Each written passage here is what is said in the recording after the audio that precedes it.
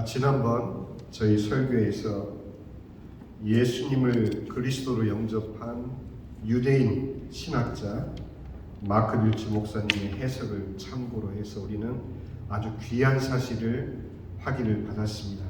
그것은 하나님의 창조 목적이 창세기 1장 1절의 태초에라는 그 첫 단어, 바로 베레시트의 첫 글자, 첫 단어의 첫 글자, 바로 그 알파벳, 처음 베레시트의 배에 해당되는 베이트라는 알파벳, 그 알파벳의 뜻이 바로 집이라는 의미로 하나님께서는 우리에게 천지 창조의 목적을 말씀해주고 계시다라고 우리는 알아봤습니다.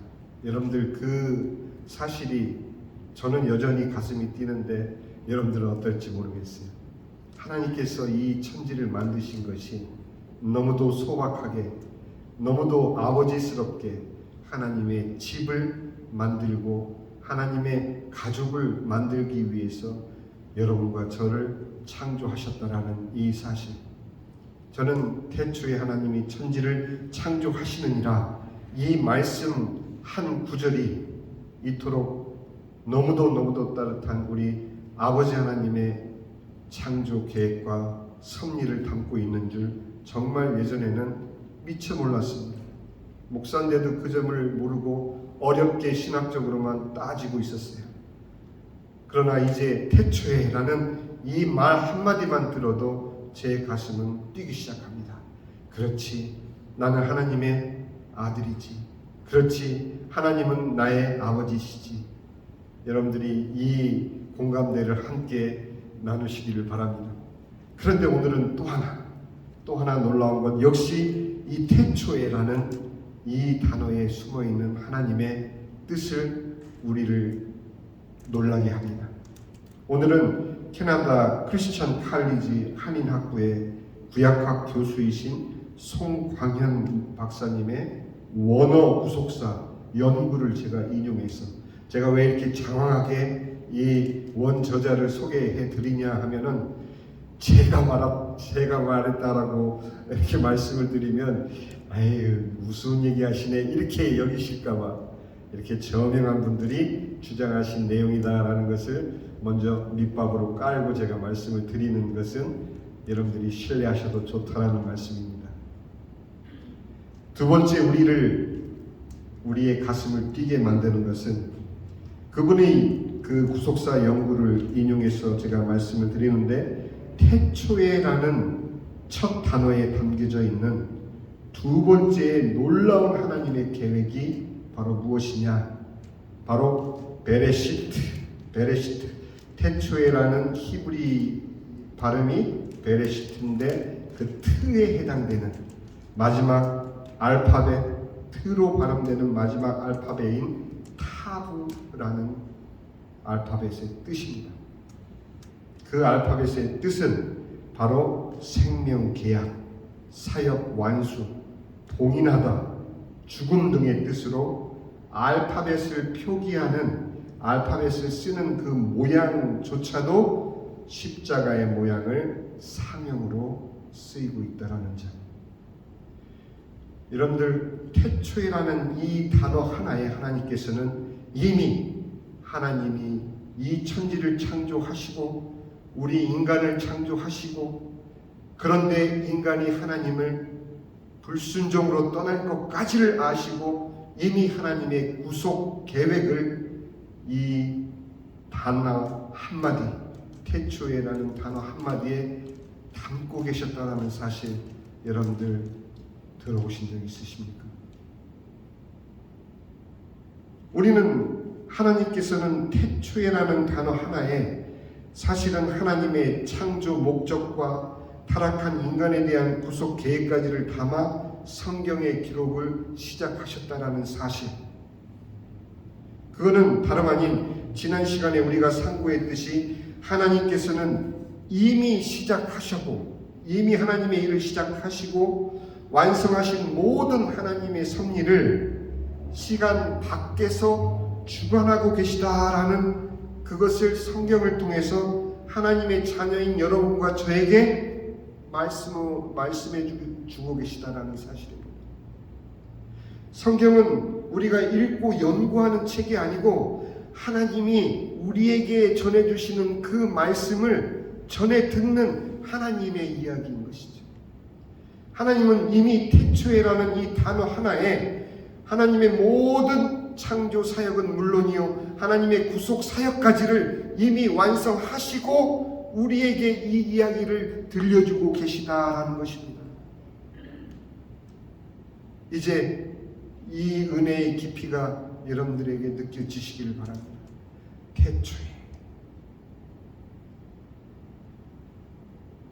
이렇듯 하나님의 말씀 한 단어에 담겨져 있는 하나님의 섭리와 계획의 크기와 깊이는 우리의 생각으로 우리의 어떤 감각으로 인식하기에는 너무나 큰 무게인 것을 우리는 알 수 있는 것입니다.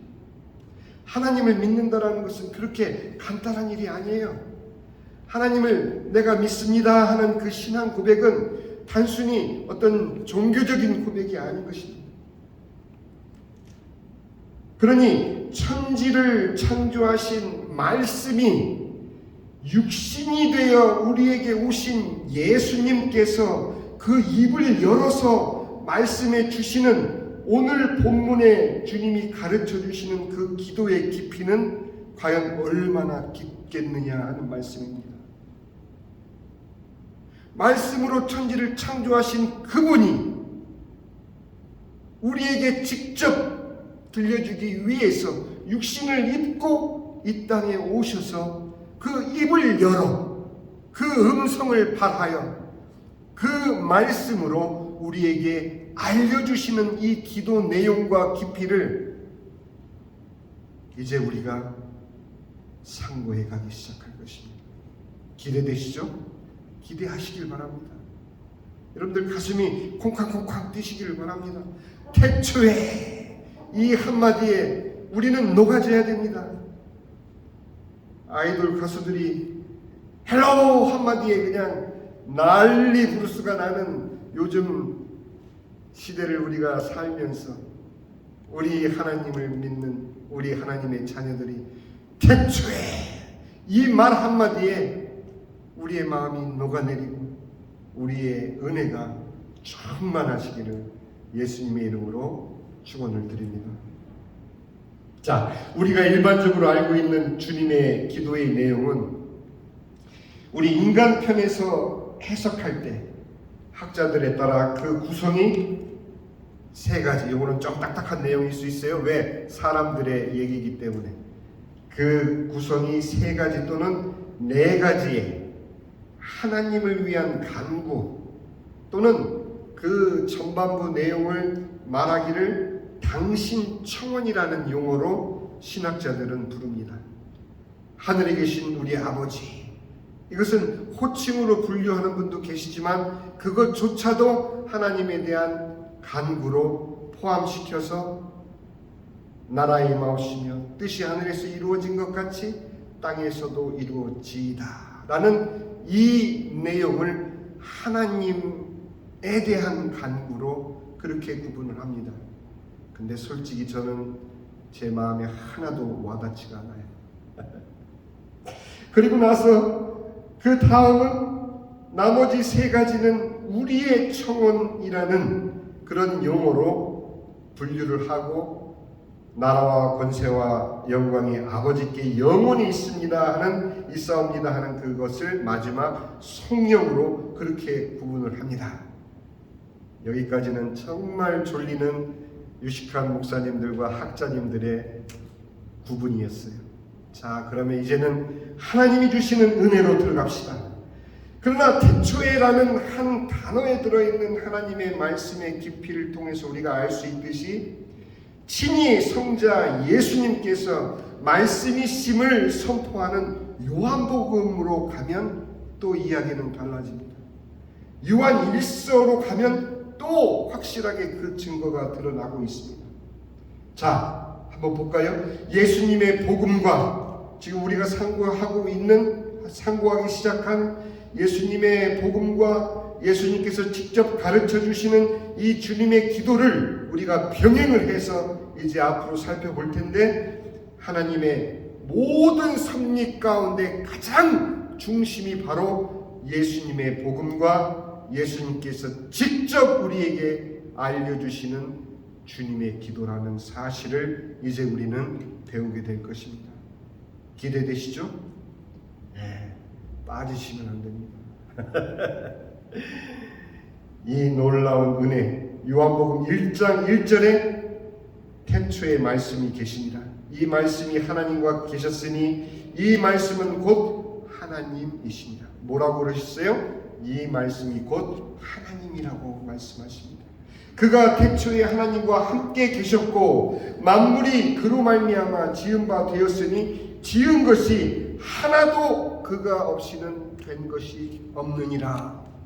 요한복음에서는 바로 예수님이 누구신지를 분명히 증거하고 있습니다. 요한일서에서는 사도 요한은 이렇게 또한 추가적으로 다시 강조하고 있습니다. 태초부터 있는 생명의 말씀에 관하여는, 똑같죠? 태초에, 그죠? 우리가 들은 바요, 눈으로 본 바요, 자세히 보고 우리의 손으로 만진 바라. 바로 육신을 입고 이 땅에 오신 예수님을 사도 요한은 겪고 나서 고백하는 내용인 것입니다. 육신으로 오신 그 하나님을 사도 요한은 겪었기 때문에 우리가 들은 바요, 그의 음성을 들은 바요, 우리가 우리의 눈으로 그분을 본 바요, 그리고 자세히 보고 우리의 손으로 그분을 만진 바라. 얼마나 부러운지 모릅니다.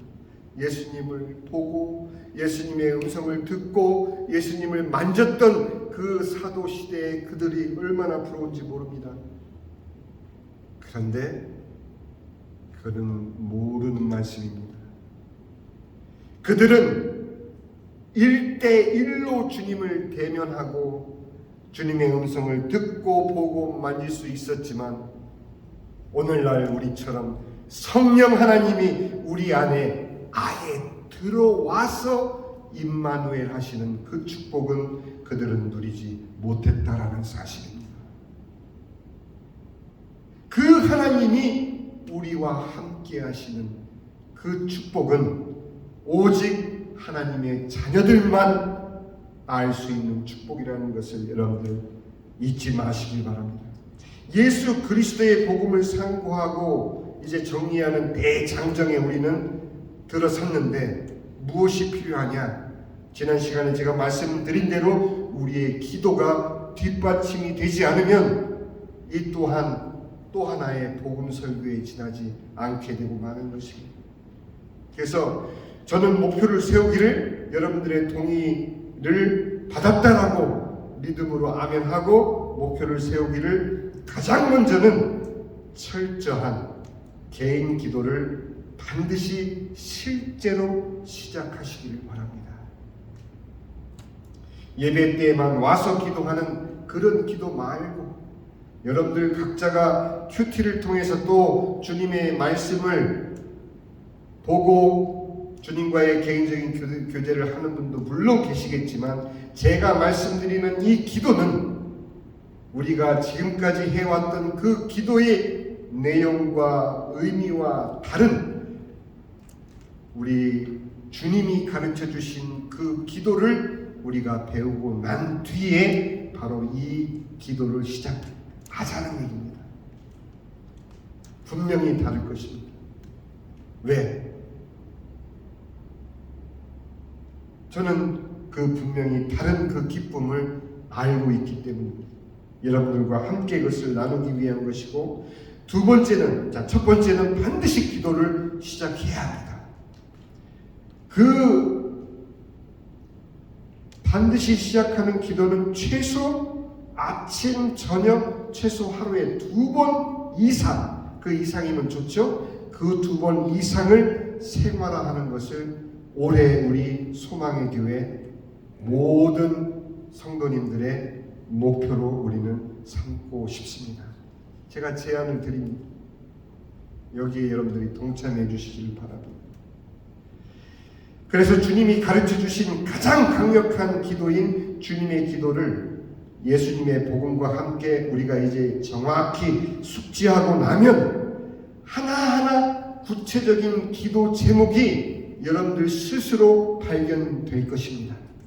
물론 우리가 예배를 통해서 함께 기도하는 이런 합심 기도처럼 이런 기도 제목도 물론 우리의 기도 제목이지만 이제 복음과 함께 주님이 가르쳐 주시는 이 주님의 기도의 그 깊이와 그 은혜에 우리가 젖어든 다음에 찾아내는 기도의 제목은 분명 다를 것입니다. 그 깊이가 다를 것이요, 그 의미가 다를 것이요, 그 기도의 기쁨이 다를 것입니다. 그렇기 때문에 여러분들이 일상 속에서 그 기도를 실천하는 것이 바로 올해 우리 소망의 교회 모든 성도들의 목표가 되기를 주님의 이름으로 부탁을 드립니다. 제가 살펴보니 인터넷으로 찾아보니 2014년 5월부터 이제 올해 5월이면 우리 소망의 교회가 창립 8주년에 이르게 됩니다. 제가 왜 이런 목표를 가지게 되었느냐 하면 지금까지의 우리의 인내와 기도를 이제는 모두 모아서 주님 가르쳐 주신 기도에 담을 때 우리의 기도는 우리 삶 자체가 될 수 있다라는 믿음 때문입니다. 우리는 기도의 시간에 기도만 해왔지 우리의 삶 자체가 기도인 체험을 사실은 하지 못하고 살아왔을 수 있습니다. 그런 체험 속에 계신 분들도 물론 계시겠지만 그것은 제가 지난번에 우리가 함께 나눴던 하나님의 시간, 카이로스, 하나님의 시간, 임마누엘, 하나님이 나와 함께 하시는 그 임마누엘의 시간에만 우리는 현재를 살아갈 수 있다라고 제가 말씀을 드렸습니다. 그렇지 않으면 우리가 생각하는 현재라는 그 시간은 5감각, 5가지의 감각에 의해서만 현재라고 느낄 수 있는 것이지 진정한 성도로서 진정한 하나님의 자녀로서의 주님과 함께 지금을 사는 현재는 우리는 경험할 수 없는 것입니다. 우리에게 주어진 24시간 동안 우리가 얼마나 많은 하나님의 시간을 우리가 임마누엘의 축복 가운데서 인식하며 살 수 있는지를 이제 주님이 가르쳐 주신 기도 안으로 우리가 들어가면 그 의미를 여러분들 알게 될 것입니다.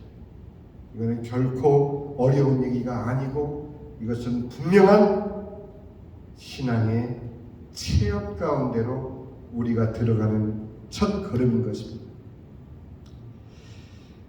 본격적인 설교에 앞서서 먼저 자료 하나를 함께 나누려 합니다. 2018년 5월 28일자 디지털 조선일보 기사입니다.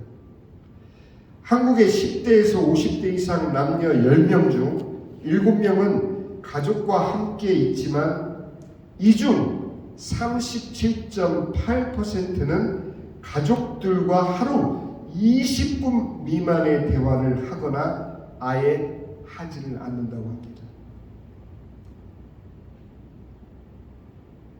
20분에서 30분 대화하는 프로테지는 약 14%, 30분에서 1시간 대화를 나누는 가족들은 약 19.7%, 1시간에서 2시간 대화를 나누는 가족들은 15.6%, 하루 2시간 이상을 대화를 나누는 가족들은 약 12.9% 이렇게 통계적으로 조사가 되었습니다.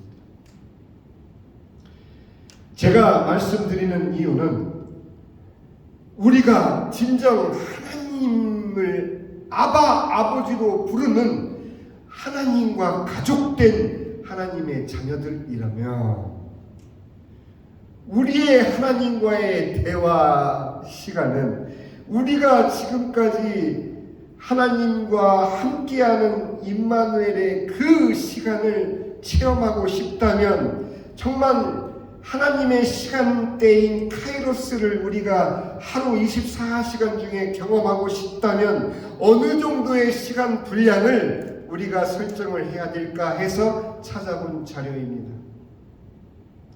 그래서 가장 적은 시간인 30분 미만의 대화를 기준으로 할 경우에는 우리 육신의 가족과 30분 미만의 대화를 나누는 가족들의 프로테지는 51.8%로 과반을 넘게 됩니다. 이게 정상적인 가족이다라고 저는 미니멈 시간으로 제가 스스로 잡아봤습니다. 바쁘면 빨리빨리 얘기하고 카톡으로 대충 서로 주고받고 이럴 수도 있겠지만 우리가 하나님과 카톡으로 주고받을 수 있는 그런 것은 아니지 않습니까? 그래서 제가 우리가 주님 가르쳐 주신 기도로 무장한 후 우리가 하나님의 자녀로서 하나님의 가족으로서 최소한의 하나님 아버지와의 대화 시간을 최소 30분으로 목표를 잡기를 원합니다. 너무 긴 시간은 아니죠? 하루 종일 아침 저녁 나누어서 어떻게 하나님과 대화를 하든 그 합계가 30분이 되면 됩니다. 이해되시죠? 아니 목사님 그걸 지금 목표라고 얘기합니까? 나는 지금 3시간을 기도하는데 이런 분들은 빼고요. 이미 하고 계신 분들은 너무 할렐루야죠. 그래서 목표는 첫 번째는 30분 미만으로 우리가 하루 하나님과의 대화 시간을 잡고 그것이 우리가 이 목표를 달성하면 두 번째는 길게 1시간 미만으로 시간을 잡을 경우에는 육신적인 가족의 프로테지가 약 71.5%가 넘게 됩니다. 이건 바람직한 가족의 대화 시간이 됩니다. 그죠? 제가 왜 육신의 가족과의 대화 시간과 하나님과 자녀인 우리의 대화 시간을 비교를 하느냐 하면 이제는 말로만 기도해서는 안 되기 때문입니다.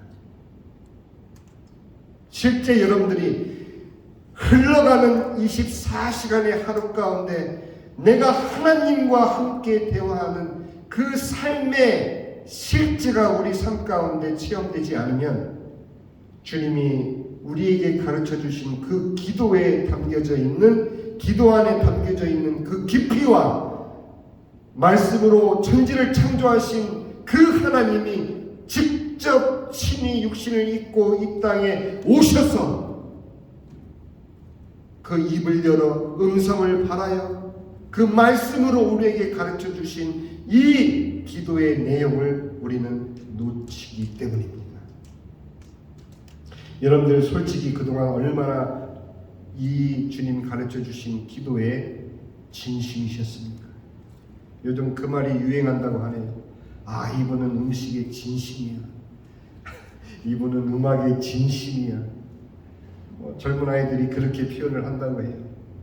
얼마나 여러분들은 과연 이 주님이 오늘 우리에게 말씀해 주시는 이 주님이 가르쳐 주신 기도에 그동안 얼마나 진심이셨습니까? 그래서 제가 이제 먼저 우리가 바로 잡아야 할 것이 있는데, 지난번 우리가 창조편에 앞서서 시간의 정의를 바로 잡았듯이 먼저 주님의 기도를, 오늘은 서론격이니까 여러분들 너무 긴장하지 마시고 제가 적당히 이제 마무리를 할 테니까요. 몇 가지를 바로 잡는 것이 굉장히 중요합니다. 뭐를 바로 잡아야 되느냐? 우선 용어부터 잘못되었다라는 것을 말씀을 드립니다.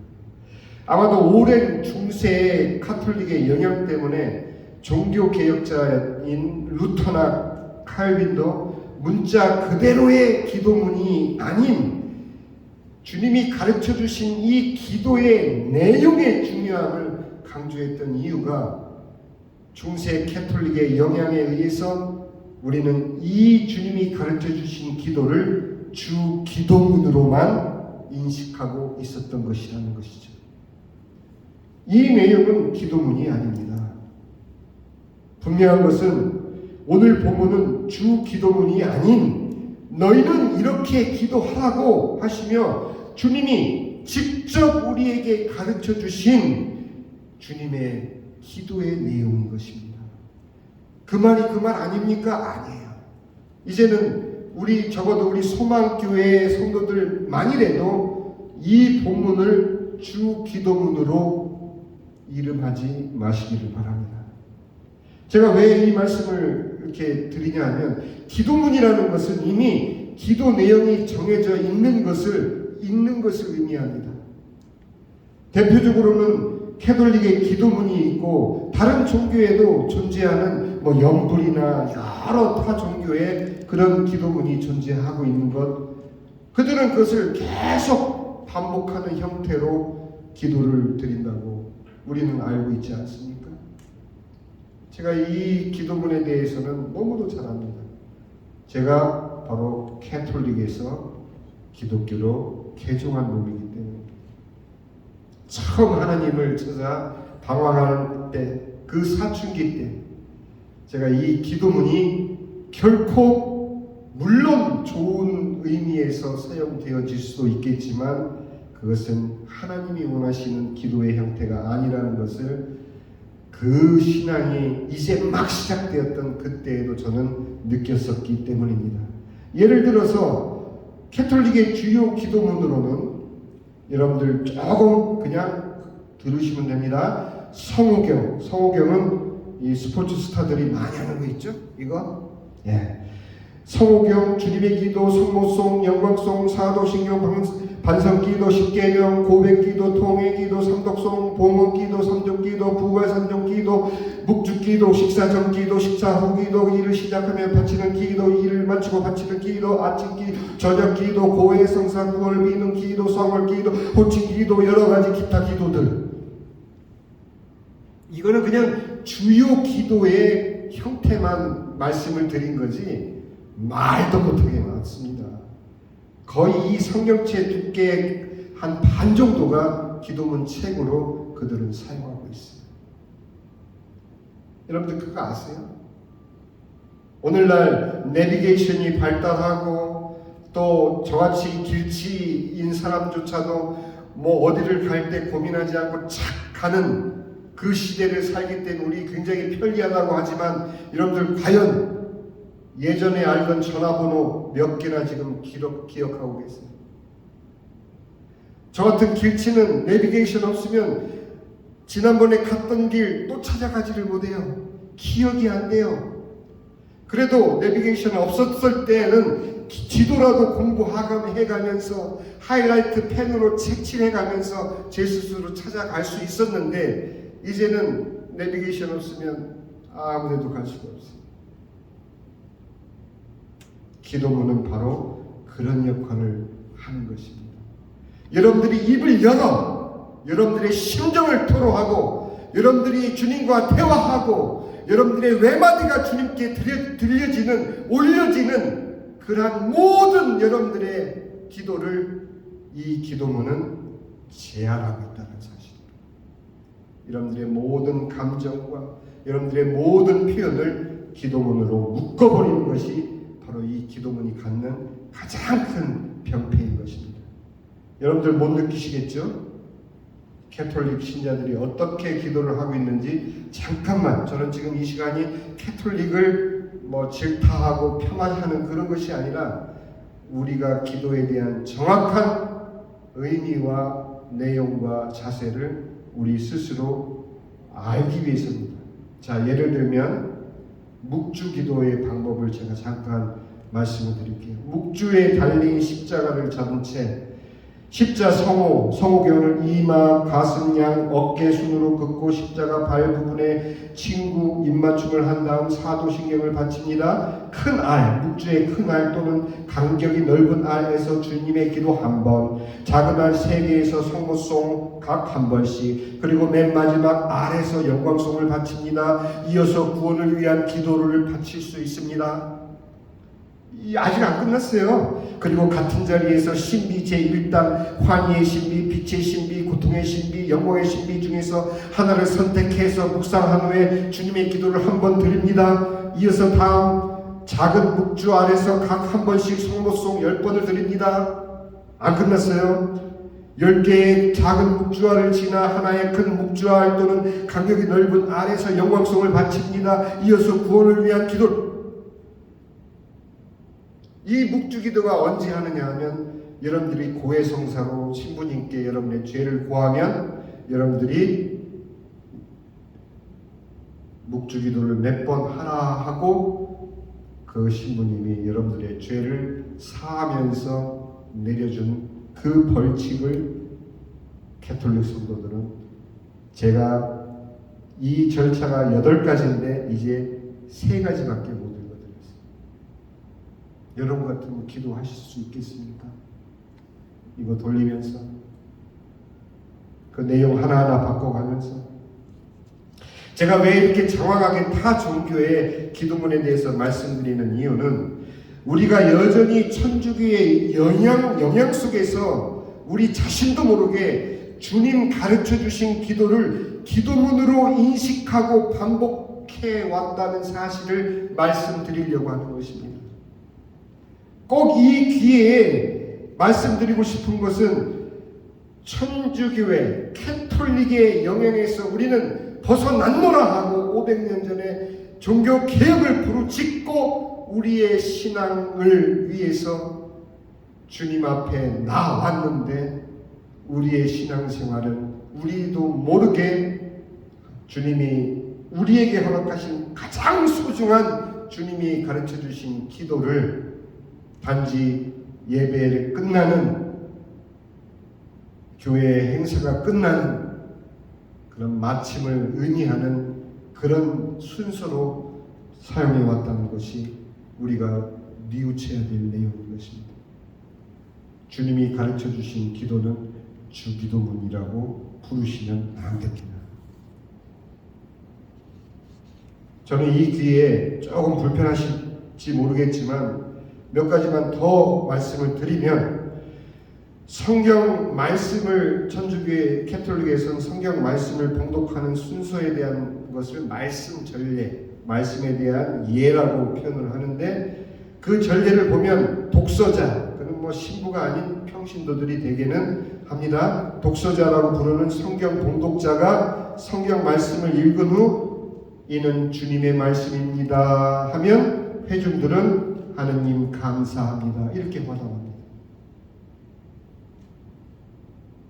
그런데 어느 때부터인지 우리 개신교회 그것도 아주 큰 교회들마다 이상한 현상들이 자꾸 발견되어집니다. 여러분들은 모르고 지나갈 수 있지만 캐톨릭 생활을 했던 저에게는 그 부분이 너무도 마음 아프게 찔려왔던 것이었기 때문에 오늘 이 시간 여러분들과 함께 잠깐 나누고자 합니다. 절대 오해하지 마십시오. 특별히 어느 분은 굉장히 거기에 대해서 왜 다른 교회에 대해서 얘기하고 그렇게 하지 말라고 하는데 일정한 교회를 제가 폄하하거나 말씀드리면 평가하는 것이 아닙니다. 꼭 저만이 옳다고 또 얘기할 수는 없는 것이고요. 근데 개신교회 예배 때 성경 봉독 후에 목사님께서 이는 하나님의 말씀입니다. 그러면 성도들이 아멘 이렇게 화답을 합니다. 그게 무슨 문제가 있습니까? 아무 문제 없습니다. 저도 동의합니다. 그러나 하나님의 말씀은 우리가 거룩한 음성과 거룩한 형식을 빌어서 읽었다 해서 그 말씀이 거룩한 말씀이 되는 것이 아니라 하나님이 우리에게 주시는 그 말씀의 내용이 우리 삶 가운데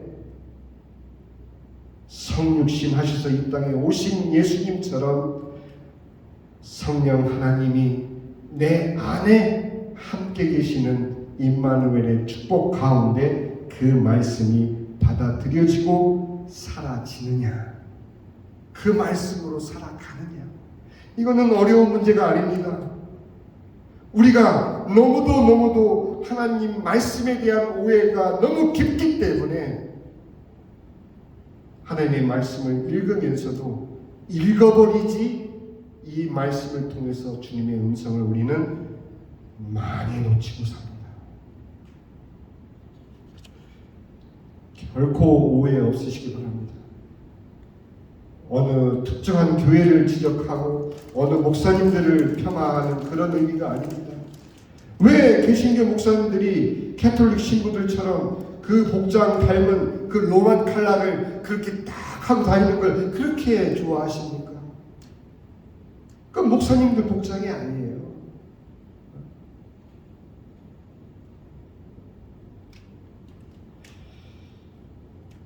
물론 그렇게 그 복장을 좋아하시는 분들을 제가 뭐라고 하는 것이 아니라, 우리 자신도 모르게 새벽 안개에 우리도 모르게 옷이 젖을 수 있다는 것을 여러분들 잊지 마시기 바랍니다.